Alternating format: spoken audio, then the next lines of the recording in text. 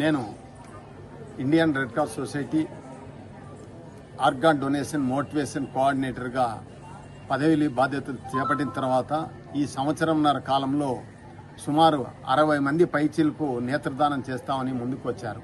కానీ వారి ఆరోగ్య స్థితిగతులను దృష్టిలో ఉంచుకొని వారికి ఉపయోగపడుతుందా లేదా అని తెలుసుకొని కేవలము ఈ రోజుతో 27వ వ్యక్తి మన పుణ్యమూర్తి సాంబశివరావు గారు అవుతారు.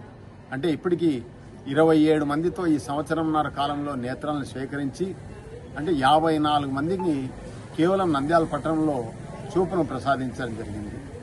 అలాగే ఈ 27 మందిలో సుమారు 20 మంది పైన ఆర్యవైశ్యులు ఉండడము అభినందించదగ్గ విషయం. ఎందుకంటే మీరు ముందుకు వస్తారో లేదో అని చాలామంది అనుకుంటూ ఉంటారు సమాజంలో.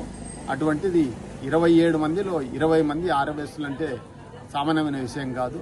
ఇలాగా వీరిని ఆదర్శంగా తీసుకొని సమాజంలో ఉన్న ప్రతి ఒక్కరు కూడా చనిపోయిన తర్వాత నేత్రదానం చేయవలసిందిగా కోరుచున్నాను.